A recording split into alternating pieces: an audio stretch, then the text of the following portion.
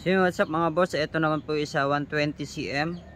So order po ito na sir, Try Banwa Expedition yung pangalan ng pana niya. So pangatlong unit na po ito. Ito yung pangatlo. So yung trigger natin 2.5mm Dubai laser, yung thickness ng housing. Yung handle nito is right-handed. Ito po yung haba ng spear gun. So 120cm po ito mga boss, trigger to bunhole. Yan, naka-power po ng Aklano na rubber band, 16mm small ID, shop with flopper.